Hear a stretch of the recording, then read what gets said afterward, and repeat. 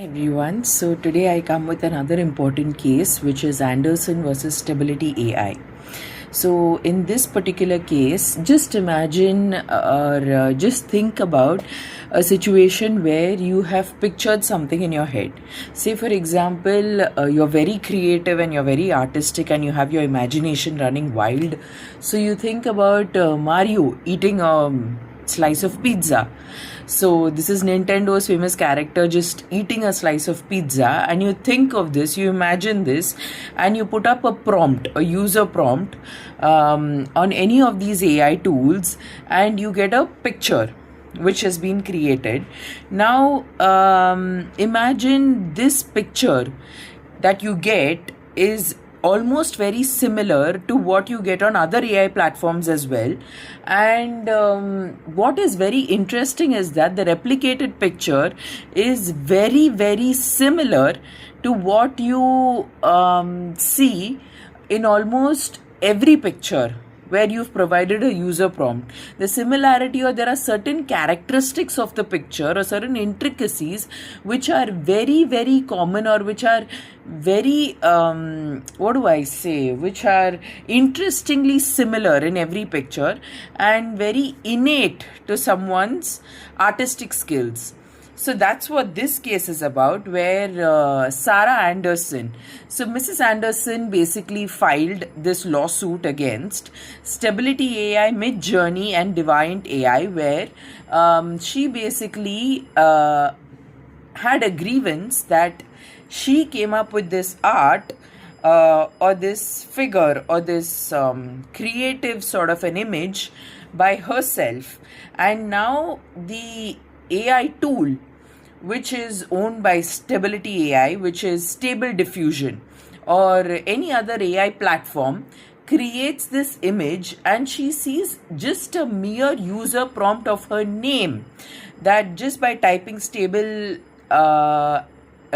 by typing Sarah Andersen as a prompt in any of these tools or AI image generation tools, you get this image and a series of images which she feels is very similar to her creative intellect, or which is very similar and intrinsic to her idea and her imagination. So she was completely dumbfounded on seeing these pictures, because she felt that her work has somewhere been stolen or borrowed or used without her consent, and it was copyrighted by her, so she felt very violated. So as a result of this, she went to the district court and she filed a case. Now, they somehow did not take up this case to be very serious, and it was at first dismissed. But later, somewhere in August, 12th August, the judgment, the court took the case seriously, and the judgment which was pronounced by the court immediately noticed this pattern which was followed, and they felt that just mere distribution, or not even distribution, forget just the distribution, just the image which was produced by one AI tool itself was the copyrighted work which was held by Mrs. Andersen. And even distribution of this copyrighted work to other AI providers which generated the same image was just like, without a license, giving out this particular user prompt or giving out this particular vision or this particular imagination which is borrowed from someone else to a number of AI providers to generate the same image.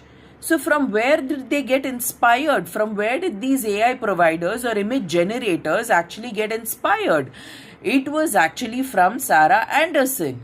So a class action suit was actually filed by Mrs. Andersen and many other people who have ownership rights over these products or over these images, and there are about 5 billion images or more than that, which are basically copyrighted works which are present or publicly available in the internet space, and people have viewed them and they have a copyright, and they are well aware that the copyright belongs to Andersen, and they are able to see the similarity, which very much brings about a confusion in the whole thing. And tomorrow they wouldn't be able to differentiate between Andersen's product and the product which has been generated by the AI.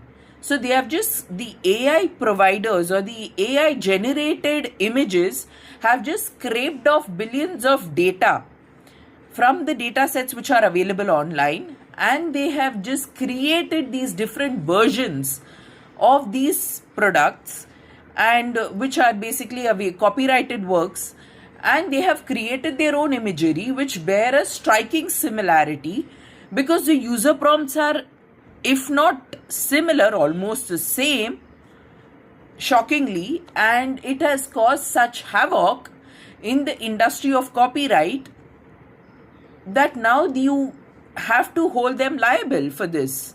So it is a very interesting case where the district court didn't have any other option but to hold them responsible for this particular act of borrowing or stealing, if I may.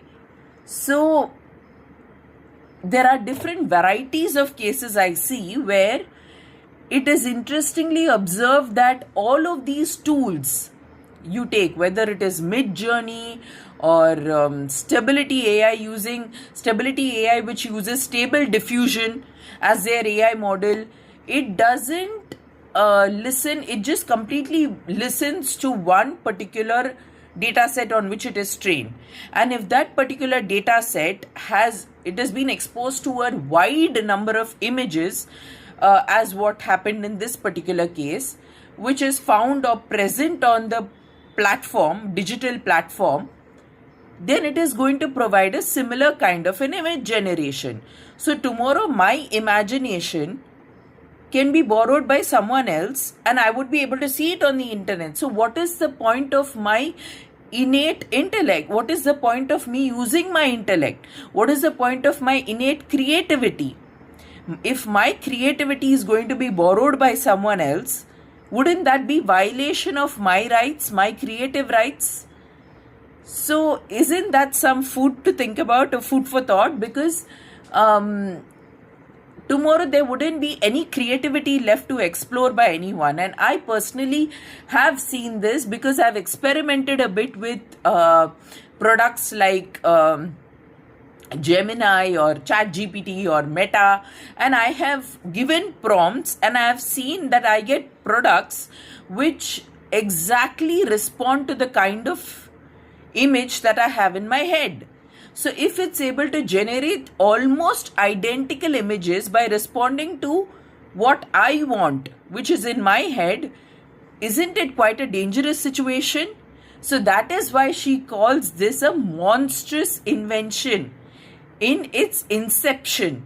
So it has just started to change the way we perceive things, and it's going to be a long drawn process, and in fact not even that long drawn. Before we know, I think it's going to just slowly take up the whole creativity in the world and build up something which is beyond our control. So before the AI providers or this AI imagery gets out of our control, it is time to sort of bring it under our control. So that is why we need to have certain regulations in place, or an AI law in place, or even a safety protocol, so that we don't completely give away our intellect or our creativity to the AI providers to such an extent that they take over the world tomorrow.